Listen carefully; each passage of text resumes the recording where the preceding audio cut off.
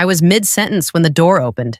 Not a knock, not a pause, just the door swinging in hard enough that a few heads turned before I did. I kept my hand on the slide remote, thumb hovering, waiting for whoever it was to realize they had the wrong room. That didn't happen. He walked in like the room had been holding its breath for him. I recognized him immediately. Everyone did. The CEO's grandson, Nathaniel Reed. He didn't sit, didn't ask what we were reviewing, didn't even glance at the screen behind me. The one showing a timeline I'd rewritten so many times I could see it with my eyes closed. As of today, he said, voice loud and casual in the wrong way. I'm taking over as director. No introduction, no explanation. Just that. The room stalled. Chairs didn't move. Nobody spoke. I could hear the faint hum of the projector. Suddenly too loud. He finally looked at me then. Not curious, not uncertain. Like I was a detail he'd already cleared. Security will escort you out. That was it. No paperwork, no private conversation, no attempt to pretend this was a discussion. I stood there for a second longer than I should have, still holding the remote. My name printed at the bottom of the slide like a joke no one wanted to acknowledge. My name is Rowan Hale, 36 years old. I'd built this meeting. I'd built the project behind it. Most of the people at the table had shaken my hand less than an hour earlier, thanked me for pulling things together, said things like solid work, and finally, some clarity. Now they stared at the table, or at him, or at nothing. 2 guards appeared near the door. They didn't rush me. That almost made it worse. I set the remote down, unclipped my badge. The plastic made a soft sound when it hit the table. Too small for how final it felt. Fine. I said, my voice didn't shake. I was surprised by that. See you at the next meeting. Nathaniel smiled, not wide, certain. No one stopped me as I walked past them. No one said my name. The hallway felt colder than it had a minute earlier, like the building had already adjusted. As the elevator doors closed, it finally landed where I was headed next, the board meeting. I stayed where I was longer than necessary, not frozen, just waiting to see if anyone would interrupt the momentum he'd started. Nathaniel adjusted his cuff like this was a calendar update. We'll take it from here, he said to the room, already turning away from me. Let's keep moving. No one asked what it was. Someone cleared their throat. That was the only sound that didn't belong to a machine. I looked at Mark first. He'd fought me on timelines for months. Complained I was too careful, too slow. He wouldn't meet my eyes. He stared at his notebook like it had personally offended him. Across the table, Julia nodded. Not to me, to Nathaniel. Relief flickered across her face. Quick and unguarded. Then vanished. That one hurt more than it should have. Is there a handoff, someone asked? Quiet, careful. Nathaniel smiled without warmth. There won't be a gap. I waited for a follow-up. A process question. Anything. Nothing came. One of the guards shifted his weight near the door. He didn't look at me. He looked at Nathaniel. That told me everything. I said, this project's approvals run through me. Nathaniel didn't even turn. They don't anymore. That was the line. Clean. Practiced. Like he'd said it out loud before today. I picked up my bag. The zipper sounded too loud. I hated that detail. That something so small announced me leaving. Someone finally spoke my name. It came from the far end of the table. Soft, almost an apology. I looked over. He flinched. Looked down. Nathaniel clapped his hands once. All right, let's reset. That word, reset. Like I was a glitch. I walked past them, past the screen, past the timeline with my initials stamped on every decision. No one moved to stop me. No one said another word. Behind me. The meeting continued. Not paused. Not disrupted. Just adjusted. The guards fell in on either side of me without touching my arms. That mattered. It meant someone had told them to be careful. Sorry about this, the taller one said, low enough that only I could hear. His badge read, Evan. He smelled like coffee that had been sitting too long. It's fine, I said. It wasn't, but I didn't want to make his job heavier than it already was. We walked past conference rooms where people pretended not to look up. Phones came out. Conversation stopped mid-word. The floor knew something had happened. It just didn't know what to do with it yet. At the elevators, the shorter guard pressed the button. Ground floor, he said, like he was confirming a restaurant order. I know, I said. The doors took too long. Evan shifted his weight. You can wait in the lobby, he offered. If you need to call someone, I don't, I said. That surprised me. I'd thought I would. The elevator dinged. Inside, no one spoke. The mirrors showed all three of us, lined up like this was planned. My badge clipped to my bag now. Useless, but still mine. Halfway down, Evan cleared his throat. For what it's worth, he said, this didn't come from facilities. I know, I said. And I did. Buildings don't make decisions. People do. Buildings just carry them out. When the doors opened, he stepped aside first. Respect. Or habit. Hard to tell. You're clear, the other guard said. I walked out. No rush, no backward glance. The lobby kept moving around me. Coffee cups and voices and security gates opening on command. Behind me, the elevator doors closed. The building didn't reject me. It just listened to someone louder. My phone buzzed before I reached the sidewalk.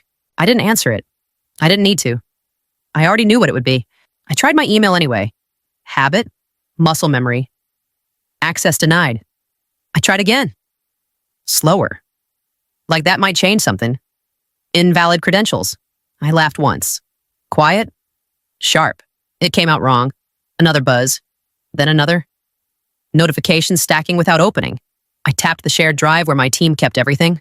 Locked. I checked the calendar. The kickoff meeting was gone. Not canceled. Gone. Like it had never existed. I said out loud. That was fast. No one heard me. I called IT. It rang twice. Support. A voice said, young, careful. It's Rowan Hale. I said, I'm locked out of everything. There was a pause. Paper shifting, keys tapping. I'm sorry, he said. We were instructed to suspend your access. By who? Another pause. Longer this time. I can't say. I figured. I said, and hung up before my voice gave me away. A text came through.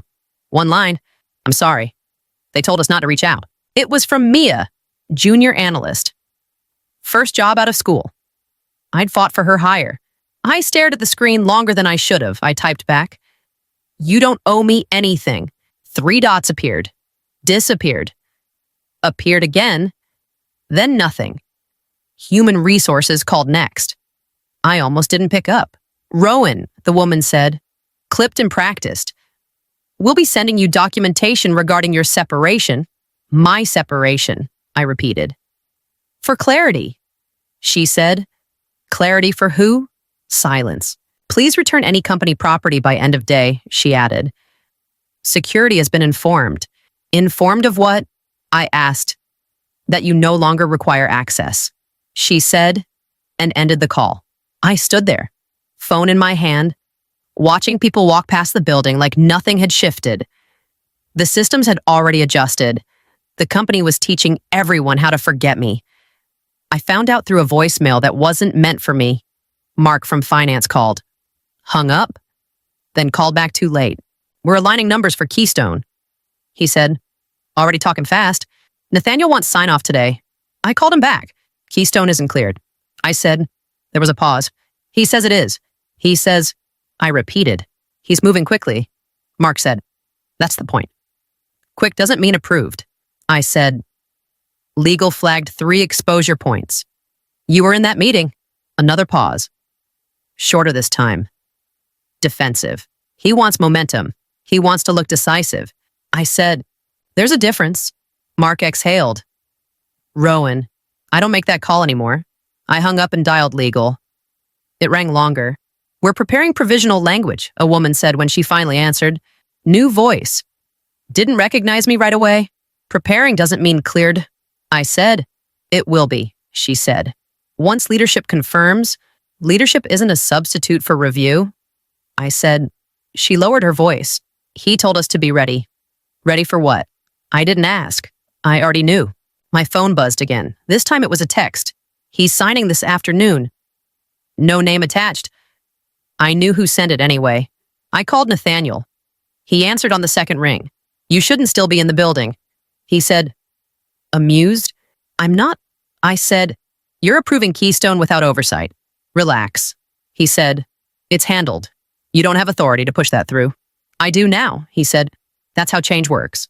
That's how exposure happens. I said, you're committing the company to obligations you didn't build. Silence. Then a laugh.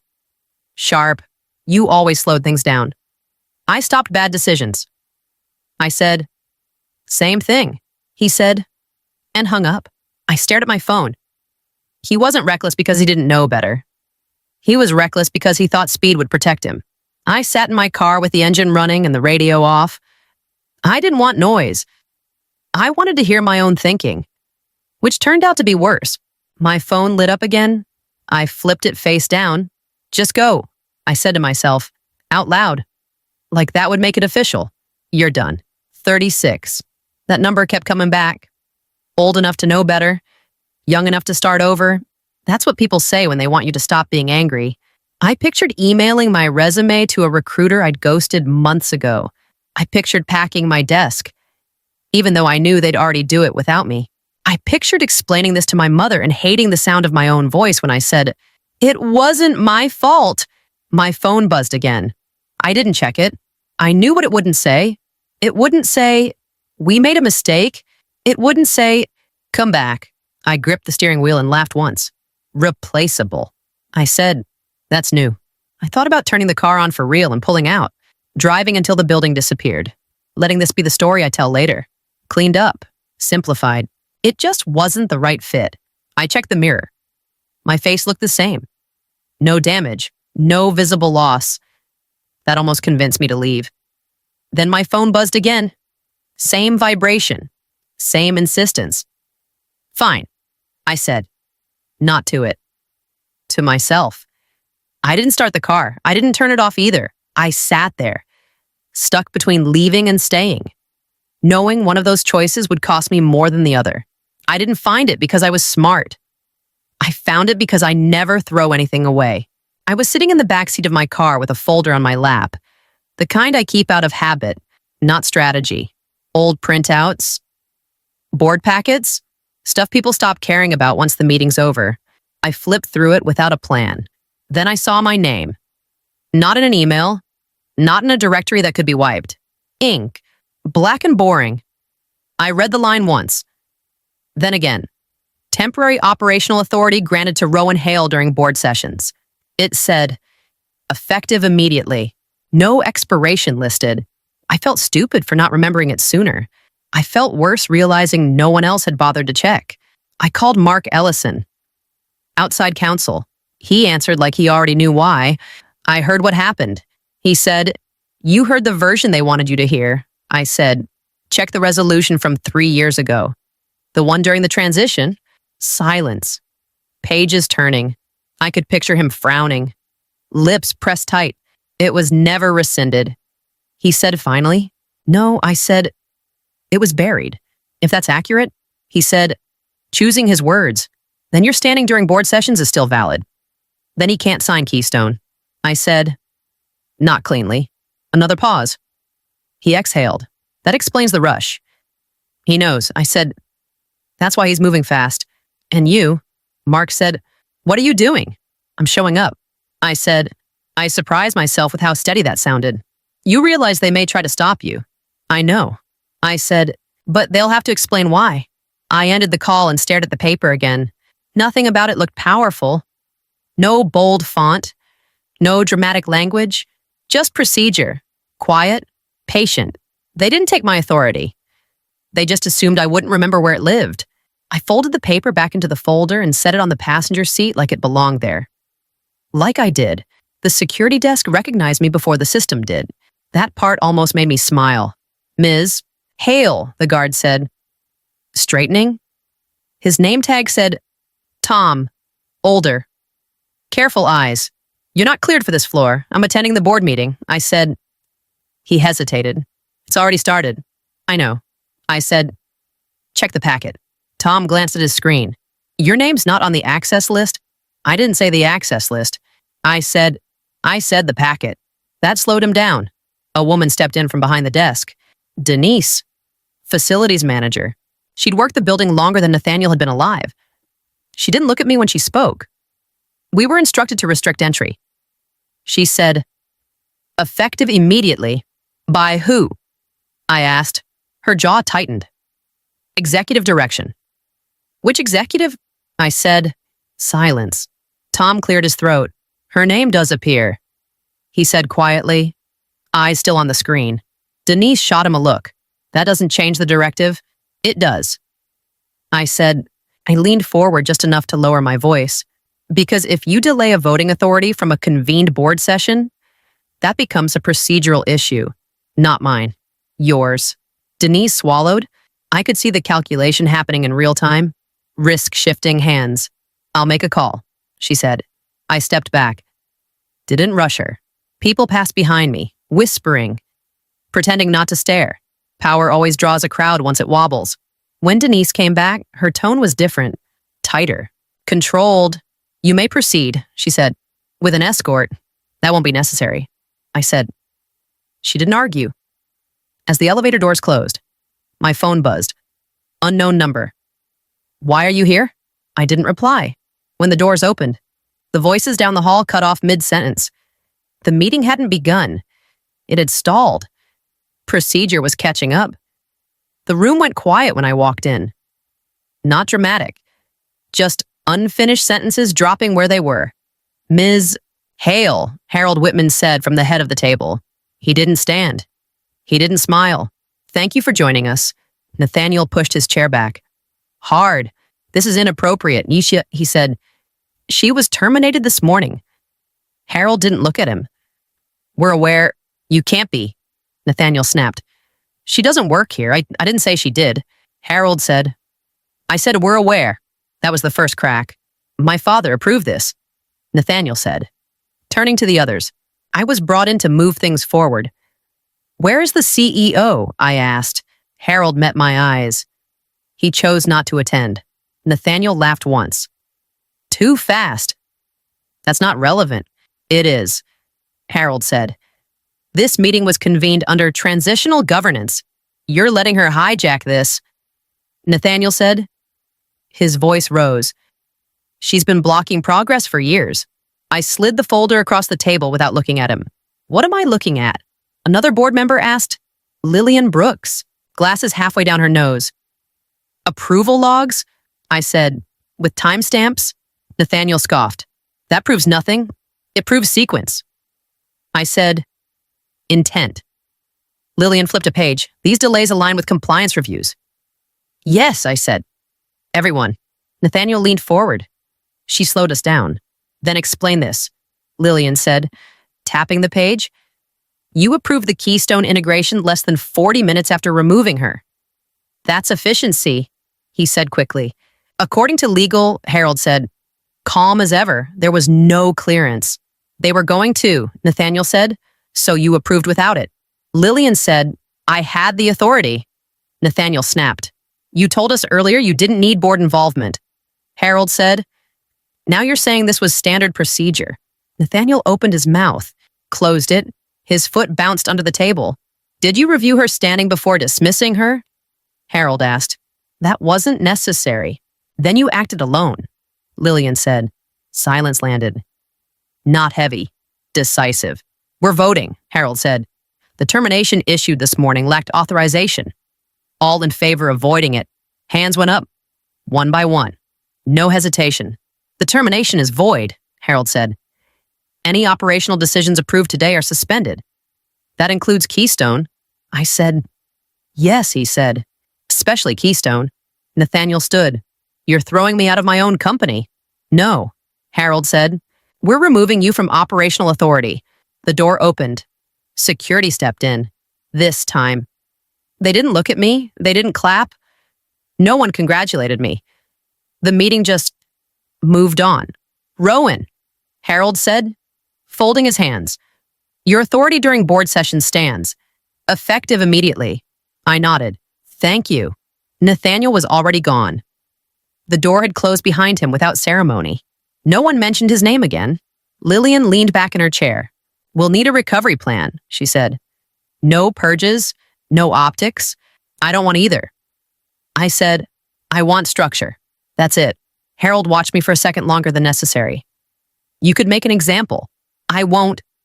I said, the example already happened. The meeting ended the way real ones do. Quietly, people gathered their papers. Chairs slid back. Someone asked about timelines like the morning hadn't cracked the building in half. When I walked back to my office, since the door was unlocked, that was the first real sign the day had turned. Evan stood up when I came in, unsure what version of me he was getting. You're back, he said. I am.